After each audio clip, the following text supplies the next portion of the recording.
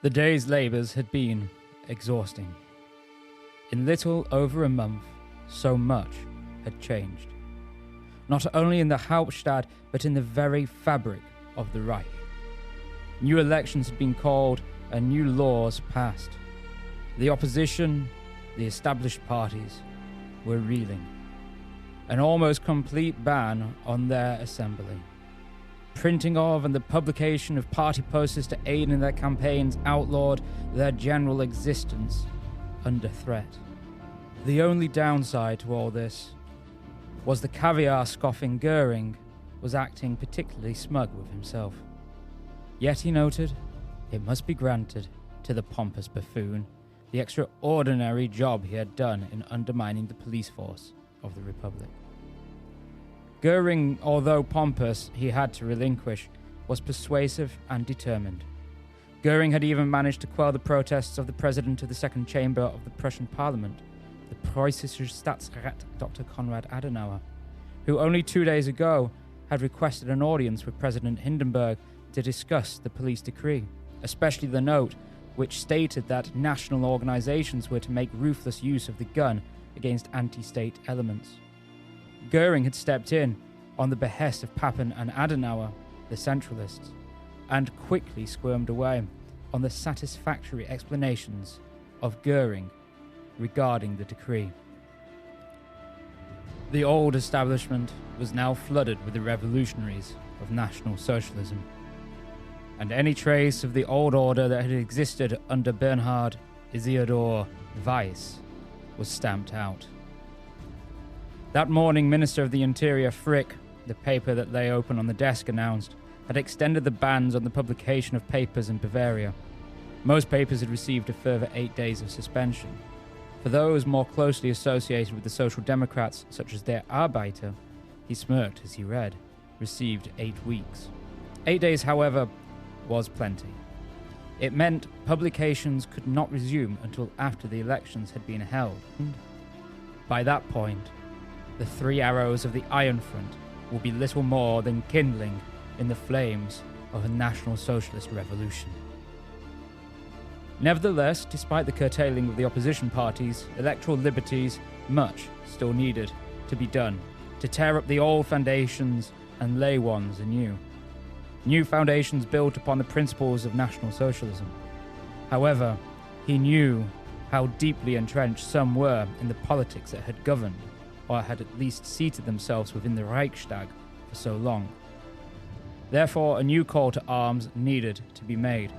A moment to seize upon the vacuum left by the ban on party paraphernalia of the enemy and swamp it afresh with the call for the German people to wake up to a new course. A better German course under National Socialism. At least so he thought as he put pen to paper in his diary. All plans were in motion. A spirit needed to be awoken within the German people, a spirit of their nationality, a spirit descended from the Battle of Teutoburg, a spirit of Friedrich Barbarossa, a spirit that will reject the November criminals as being un-German and as of the enemy that wishes to see Germany destroyed. A day that will echo Hitler's own call that the enemy within was the Marxist, and the Marxist need be destroyed. The day of this new National Socialist German Geist will be entitled Tag der Erwachenden Nation, the Day of National Awakening. Throughout the day he had worked in the Gau headquarters, which also functioned as the NSDAP Partei Zentrale on Hedemannstrasse.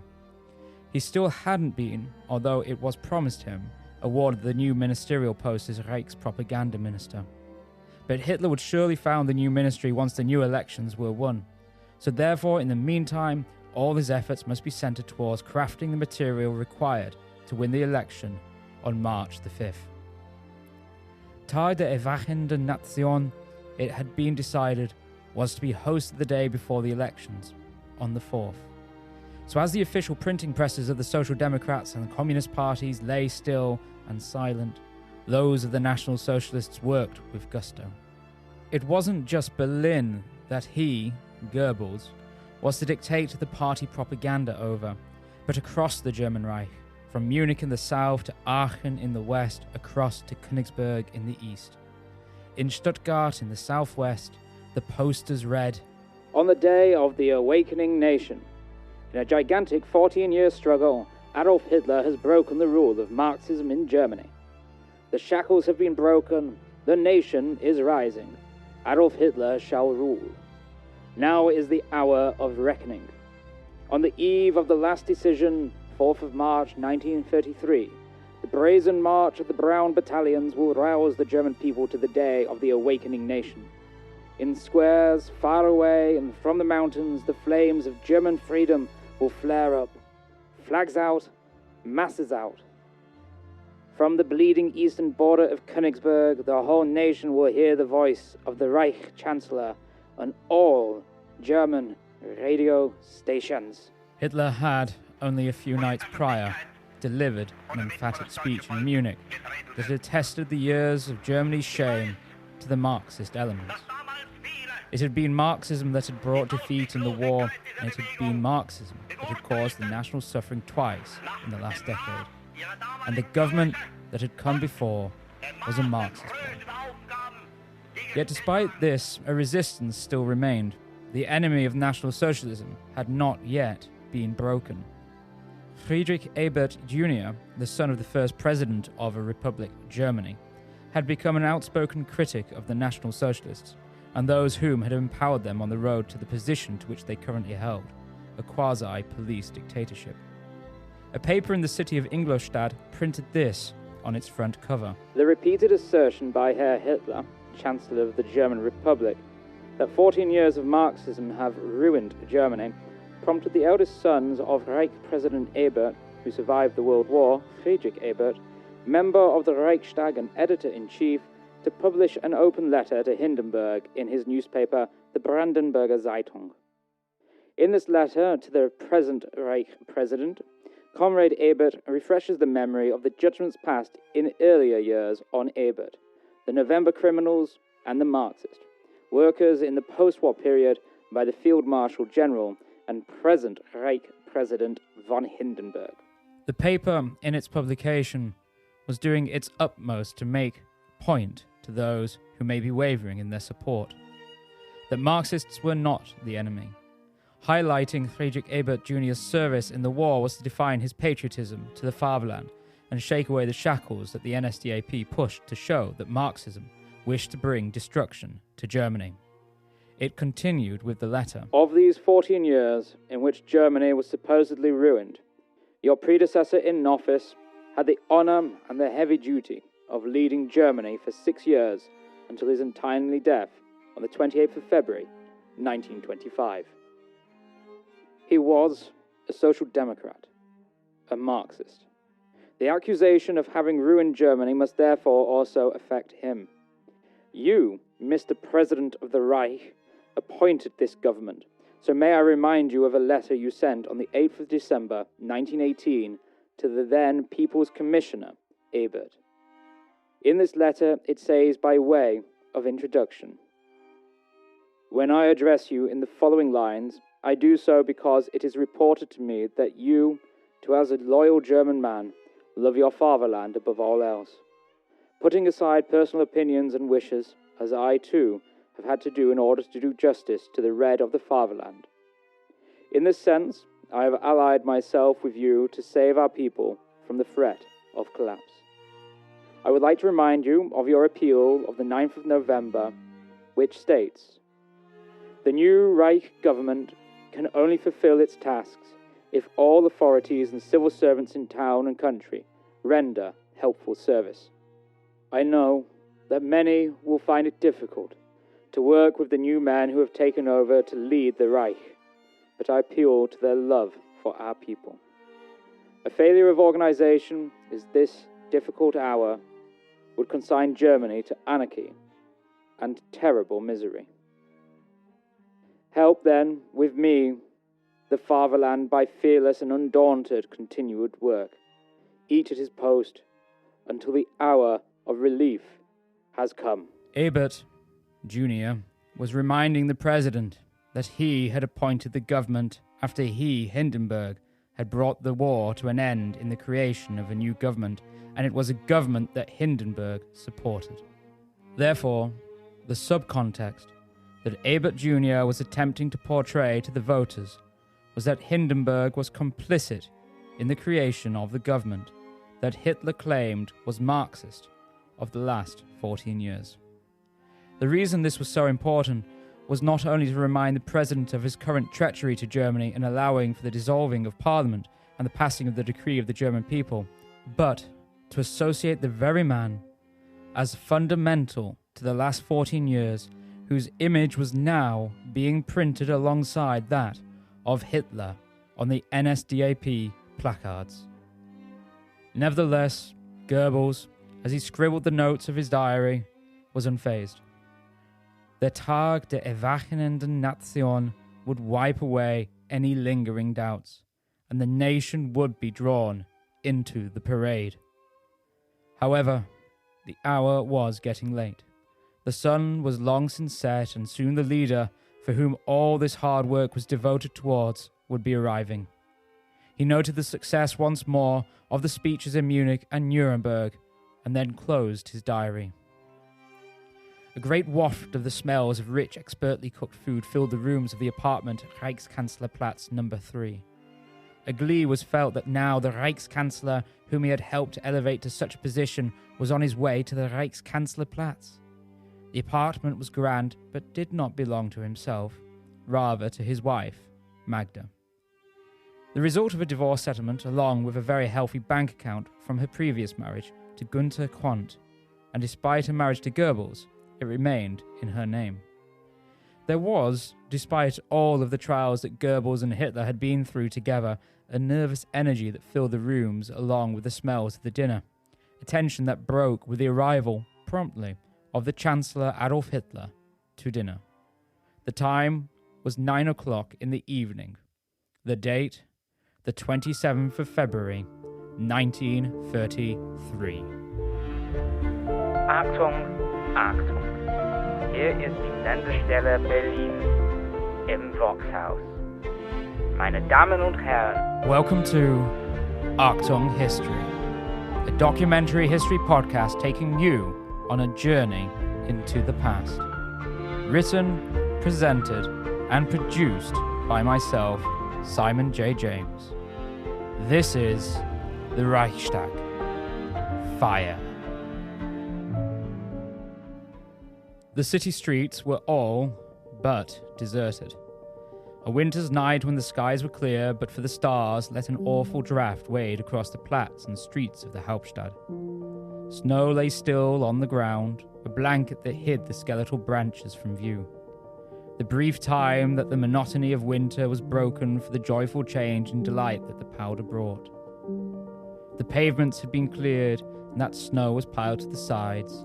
In this case, the snow had turned a sickly black as it drank the pollution of the Hauptstadt. The government ministries had long since been shuttered for the day, as had the buildings occupied by foreign nations as their representations in the city, although the glory days of their glamour had passed with the last great war. The buildings still loomed monumentally over the narrow grids of the streets, especially that of the Moltkestrasse. Moltkestrasse, named for the field marshal of the wars of unification that brought the German states together as the German Empire, was dominated itself by the former Generalstabsgebäude, the headquarters of the General Staff, which had been dissolved with the Treaty of Versailles.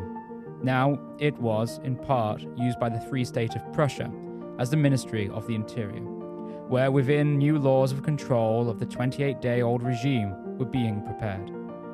But Moltkestrasse was only dominated on one side by buildings. The Alsenviertel, to which it belonged, was a quarter of Berlin that rested upon the Spree. To the north of the water was the Lehrte Bahnhof, the train station where today's Hauptbahnhof stands. To the west, the trees of the Tiergarten, but to the south and east, Moltkestrasse and the Alsenviertel opened up. It opened up into the wide Platz named for the 14-year-old Republic. Platz der Republik. At its center, the glittering goddess Victoria stood proudly upon the column decorated with the cannons of Austria, Denmark, and France. The enemies whose defeat brought about Germany, A vast swathe of decorative land stretched around it, and where on this night no one currently walked. The wind was brisk, and those who were in the area took shelter and meandered away from the open plats where it was its coldest. Only those who found it necessary to pass through were there, as the temperature hovered at 5 below 0 Celsius. It was by sheer coincidence that at this moment Hans Flüter happened to be walking across the wide, open plats of the Republic. Beneath the windows of the Reichstag, from which Scheidemann had proclaimed the Republic from 14 years prior. His day had meandered into the evening at the Staatsbibliothek on Unter den Linden, as he buried himself in the research required as he studied philosophy, religious science, Latin, history, and the history of art as a 22-year-old student of theology. Wrapped up against the cold, he marched against the elements.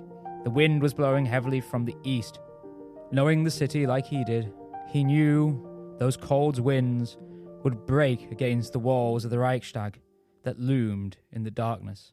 So therefore he opted to walk along the grander facade and make use of the building as a shelter from the cold. However, as he walked around the hour of 9, as Goebbels in the west was taking the coat of Hitler and inviting him to take a seat at the dinner table, Flüter heard a strange noise. It was a noise that broke the night, the sound of shattering glass. Yet Berlin often was littered with strange noises in the night, so initially he thought nothing more of it, believing the sound could be carried on the wind from far away, as much as it could have been happening around him. But the sound persisted. It wasn't a sound that was coming from far away, it was a sound that was literally breaking around him. To his right, high in the night, a shadow moved amongst the clad stone backdrop of the Parliament building.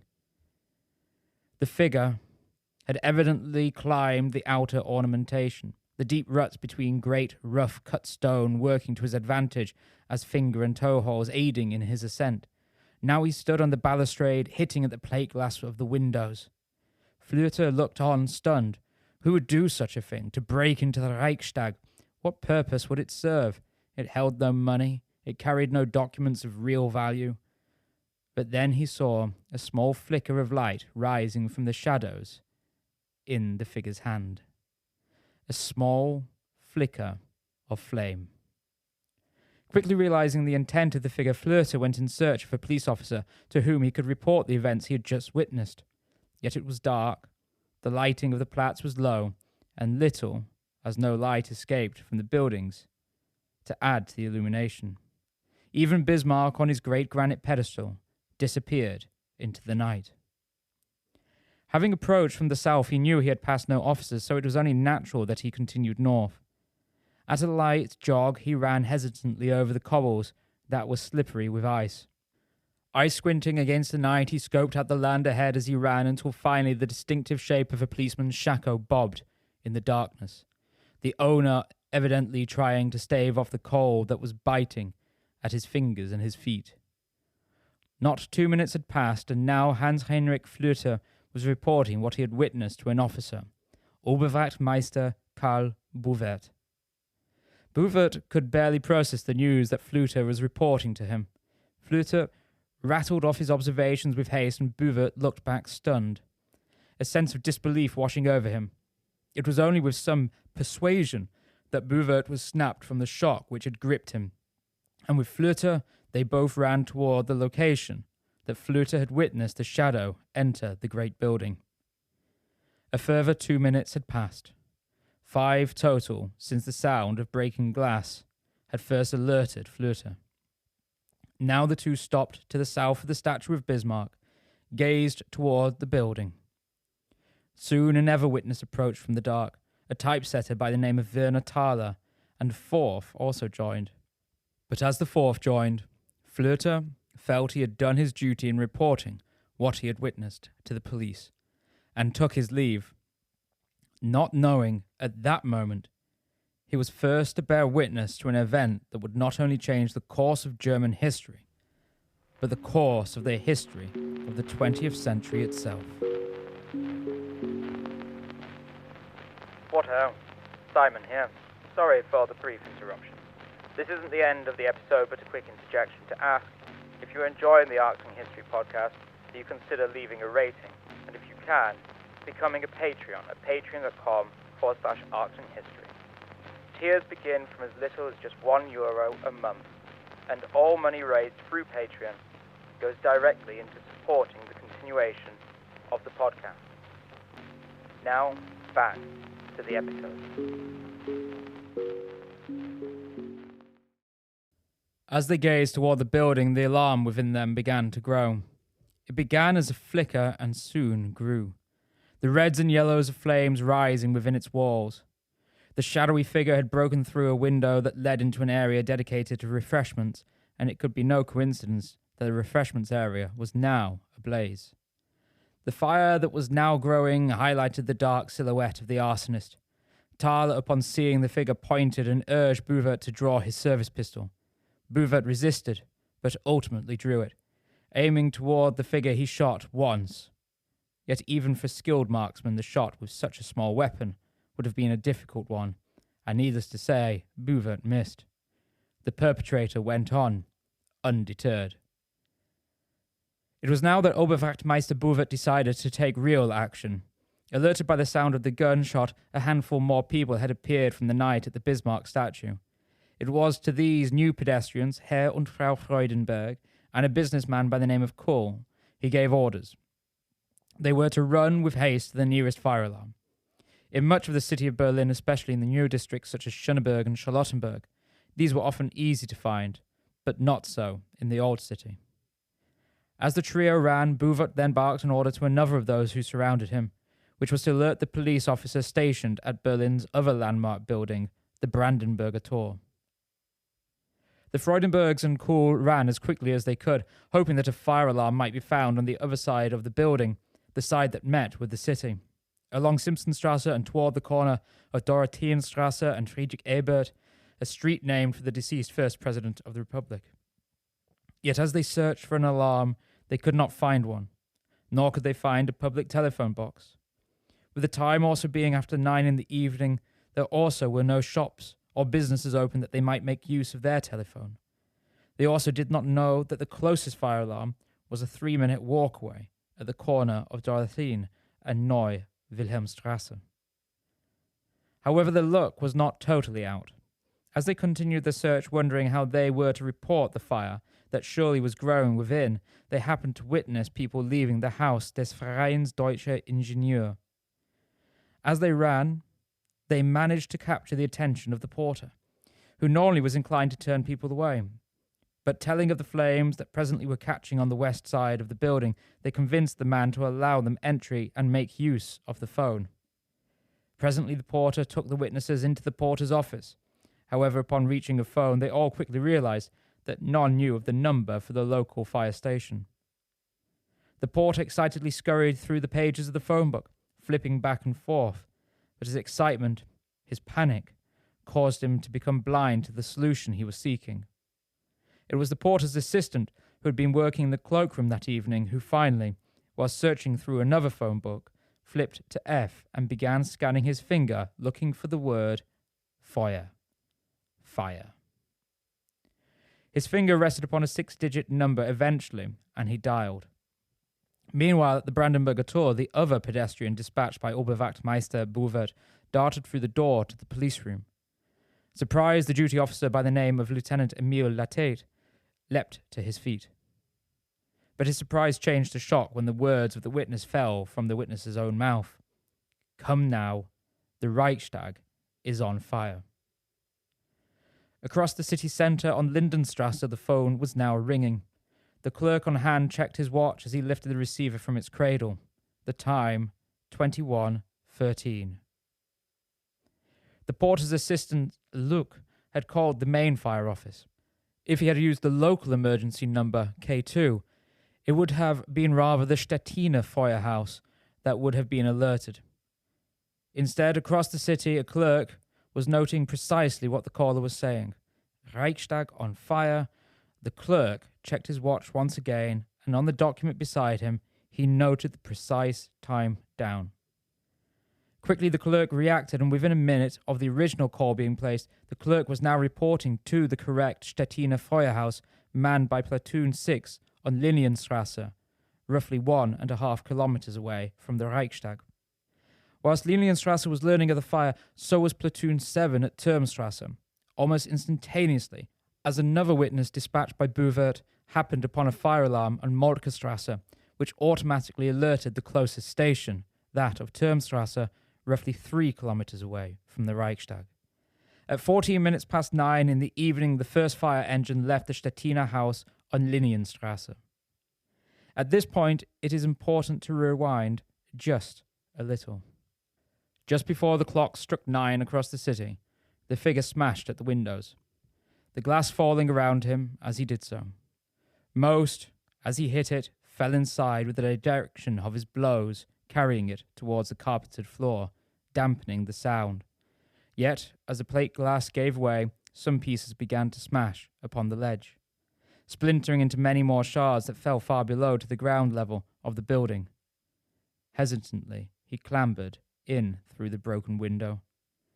In the refreshments room to which he found himself, he set about turning the flame he carried in his hand into a fire that would spread. Kneeling down, he attempted firstly to set fire to the chairs and tables, but the heavy wood refused to catch. Frustrated, he then turned to the curtains, long and thick, that adorned the room. With the building resisting his initial attempts, he turned to creating small nests of fire, that from which larger flames could grow. With a few of these dotted around the refreshments room, he left. He left towards the great big, open, marble and granite-covered Wandelhalle. Yet here the floor was marble, the walls were stone, the decoration painted onto the building itself. There was little to burn. The almighty building quickly confused him. Lost in its grandeur, he ran for a set of stairs to his left and descended, believing the great plenary hall would be entered from the ground level. But quickly as he ran about, he realized this was false, and in finding another staircase, he descended to find himself once again in the Wandelhalle. Here he ran into the main hall, situated behind the 3 doors that where the ornamental entranceway to the building stood. Still moving with haste, searching for something that would burn, he found his way to the doors that would lead to the plenary hall, but alas, they were locked tight when he tried to pry them open. Unperturbed, he circled the plenary hall, walking along the wide corridors still surrounded in the non-flammable materials of the earth. His luck changed when he stumbled upon the entranceway that the officials would use, such as Hindenburg, to enter the plenary hall. It was unlocked. The time now was 21:08. Inside, he gathered what materials he could and continued to lay nests of flames throughout the hall. He worked quickly. Within 2 minutes, the fire was beginning to catch. The air could be felt being drawn in through the door he had used to enter, fanning the flames further, giving them an orange glow as they grew, fueled with the new air. He set fires near where he had entered. He set fires close to where the doors had first denied him entry. He set fires beneath the great curtains. He set fires below Hindenburg's own desk. Soon the heat was intensifying, and there was little sign that the fire was going to blow itself out. 21:15. Platoon 6, Stettin Firehouse, dispatches its fire engines. At the same time, so does Platoon 7 at Turmstrasse. Running along Friedrich-Ebert-Strasse is Police Lieutenant Letate. Letate is more proactive than Bouvert. He did not hesitate when the stranger burst in screaming of flames in the Reichstag to run toward the building. In just a couple of minutes, he was running outside of the VDI building from within which the first fire alarm had been made, and running across the road to pass the southeastern corner of the Reichstag building that still, from the exterior, seemed to be peacefully asleep. He tried to find entry first to the building through the southern portal, but there was no porter and the door was firmly locked. Doubling back on his route, he returned to the corner before turning north and running along the eastern side of the building. There was no one in this portal either. If he was privy to the information, he might have gained access to the Reichstag via the President des Reichstag's house to his right. A grand building partly hidden behind a wall, it was itself connected to the Parliament building by way of a small brick arched tunnel that ran beneath where Letate now ran. But in all probability, Letate was unaware of its existence. Even if he was, the use of such a tunnel would mean arousing the president of the Reichstag himself, Hermann Goering. On the Tate ran, now running around the corner on the northern edge. His luck changed when he was able to discover the night porter. It just so happened that at this moment Alexander Skranowitz, the house inspector, arrived and the two entered the Reichstag. Meanwhile, the fire engines of platoon number 6, captained by Oberbrandmeister Puller, were beginning to arrive. The trucks of the fire service were amongst the most modern in the world, some petrol-powered, some electric. They had a top speed of just 30 kilometers an hour, but that was more than enough to traverse the localities that they were responsible for, and carried pumps necessary to spray water over fires on board. Platoon 6 had first arrived at the northern portal, but soon, having been directed by passers-by who were amongst the growing crowd that was beginning to gradually be alerted to the fact there was an incident at the Reichstag, Platoon 6 was skidding on the icy cobbles that led toward the western side of the building, where those on the street had been alerting them to the location where the fire was reported to be seen. The icy cobbles slowed the journey for the trucks of Platoon 6. At first they found it difficult to gain traction, and the time raced on.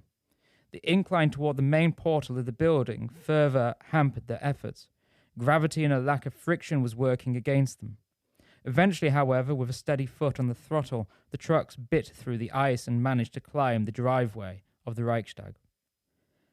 At the front portal, the engine stopped and the fire crew, headed by Oberbrandmeister Puller, disembarked.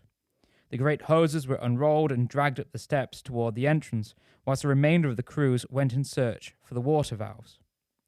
However, if they were to hope for an easy entry to fight the flames that now were casting a dim orange hue within the windows of the facade, they were mistaken. The front entrance remained barred and locked. It rapidly appeared that the only way, currently, into the building was to take the same route as the perpetrator whom had set the fire to begin with. The ladders were brought out and then the extensions were attached. The rigorous training of the fire crews came into play, and just 3 minutes after their first arrival at the building, they were clambering into the windows, with the water snaking up their hoses a few seconds later. At this point, Puller took charge as chief of operations and began a scouting of the building, and his crew quickly extinguished 2 small nests of fire in the refreshments rooms. The room itself still had not been engulfed in flames, but was caught in the dense smoke of a fire slowly growing. As the crews of Platoon 6 had been unrolling their hoses, Platoon 7 had arrived from the firehouse on Turmstrasse in Berlin-Moabit. Alerted by the pulling of the fire alarm on Moltkestrasse, the platoon had been dispatched almost exactly at the same time as Platoon 6 from the Stettiner firehouse. However, where 6 had had the message relayed from Lindenstrasse that specifically pointed that the Reichstag was on fire, Platoon 7 had to report the fire alarm first on Moltkestrasse. Then it would be normal practice for whomever had pulled the alarm to direct the fire platoon to the fire. However, in this case, this was not necessary, as the glow from the Reichstag and the crowd around it, illuminated now in the night, was beacon enough. Platoon 7 arrived just a few minutes after Platoon 6, but rather than approach from the front where Platoon 6 had struggled to climb the incline, it, directed by its chief, Brandmeister Klotz, arrived at Portal 2 on the south side of the building. But, in finding the portal on the south side locked, as Latit had done, they, in turn, followed the route almost identically to how Latit had progressed. Platoon 7 drove on, arriving at the north portal, and found the porter waiting at 24 minutes past 9. Klotz, commanding his men, entered the building through Portal 5 on the north side. His attack squad carried with them only the bucket sprays used to dampen small fires. However, Klotz took the precaution of having some of his men prepare and reel in a hose fitted with a distributor for further hoses as far as the northern courtyard. They had seen Platoon 6 on the lower west side of the building, and Klotz decided that he would link up with Oberbrandmeister Puller in the Wandelhalle. It took just 3 minutes for Puller and his attack squad to charge through the building. His men distributed on his point to the small nests of fire dotted amongst the grandiose columns. It became evident upon the meeting of the two chiefs that the fire in the plenary hall, thus far, had gone unnoticed. It is not clear what alerted Puller and Klotz to the fire in the plenary hall, perhaps a cautionary check as their men seemed to be in control of many of the small fires. Or perhaps it was Letate himself. Letate had been charging through the building in the moments that the fire platoons were first entering. It had occurred to him with speed that by the number of nests of fire, it was not a spontaneous fire. Shouting the police officers that had joined him in the building, he cried, "Arms out! Arson!" At 21:23, Letate entered the plenary hall and felt the draft drawn by a fire almost invisible. At a similar point, Skranovitz also reported to having opened a door and felt a great draft before closing it with haste and noting that the president's table and the curtains were engulfed in flames. Skranovitz and the police officer, who was now accompanying him, left the entryway to the plenary hall. There was little they could do now but to continue on the search for the perpetrator whom had set fire to a symbol of the nation. From the rear entry to the plenary hall, they walked south along the corridor. Turning left, they entered the hall named for the Iron Chancellor Bismarck. The room itself was grand as it was dark. Skranovitz and the officer stumbled around as they peered into the blackness until, strangely, a figure appeared before them. It was a young man with slouched shoulders that were clearly visible. Whilst he wore trousers and suspenders, his chest was bare. His face was somewhat bewildered. A great tower of black hair rose from his head, and his eyes were sunken amongst a face darkened by soot. Skranovitz jumps to the obvious conclusion. With rage, he shouts, "Why did you do that?" A timid voice returns, "Protest, protest." The officer draws his gun and points it at the young man as he approaches. Patting him down, he finds, in the young arsonist's pocket, a passport bearing the name Marinus van der Lubbe. At 21:28, Klotz gave an order to his dispatcher to raise the fire alarm, as were per regulations at the time. The dispatcher returned to Portal 5 on the northern edge of the building, where Brandmeister Wald was arriving with the 4th engine from Platoon 7. Wald dispatched another member of his crew to the VDI building from which the fire had initially been reported, and ordered the raising of the alarm to level 5. Meanwhile, inside the building, Klotz and Pulo were edging towards the plenary hall. The hoses had been ordered. Klotz's preparations with the beeline to the northern courtyard would be proven a just preparation. However, it still took time for the 50 to 70 meters of hoses to be dragged in, laid, and numerous swinging doors had to be propped open so that the hoses did not become nipped, and even a spiraled staircase had to be navigated. Finally, the fire chiefs entered the plenary hall. The room was dense with smoke. Only a golden glow was visible from the balcony. No flames could be seen. Behind Klotz and Puller, there came a hissing. The air from the hoses was being expelled by the water that was rushing through. However, just as the hoses were ready to be sprayed onto the smouldering plenary hall, the room combusted. A great updraft swept through the doors, and the room rose in great columns of flames. Neither Klotz or Puller had ever seen anything like it.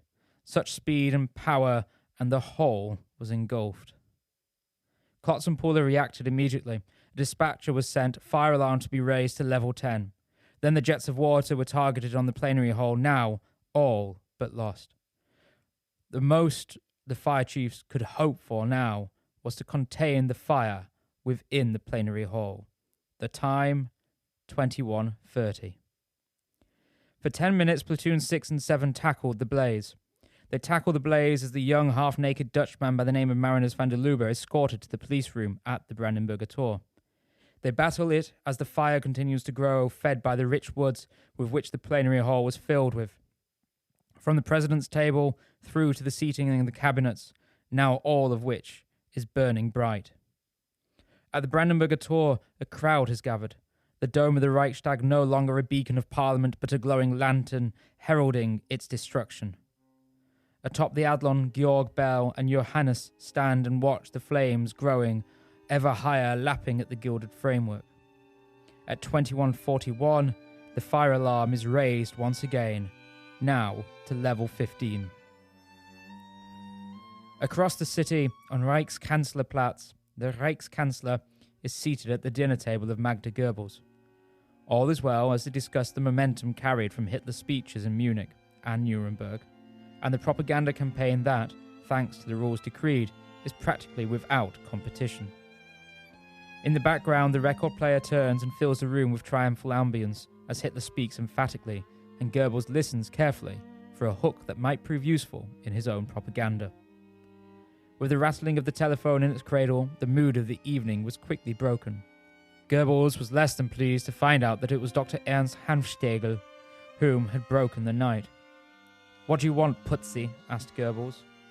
"The Reichstag is on fire," Hanfstegel responds. Returning the phone to its cradle, Goebbels is at odds whether or not to inform the Führer. Ernst Putzi Hanfstegel was somewhat unreliable and was on a fall from favour in Hitler's inner circle. It was only when the phone rang a second time, this time with a voice that Goebbels trusted, that Goebbels returned to the dining room.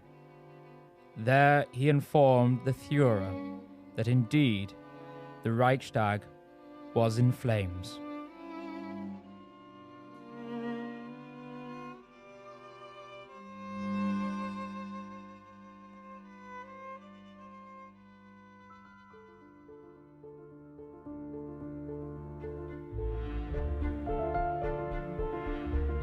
This has been The Reichstag, Fire, a podcast by Achtung History.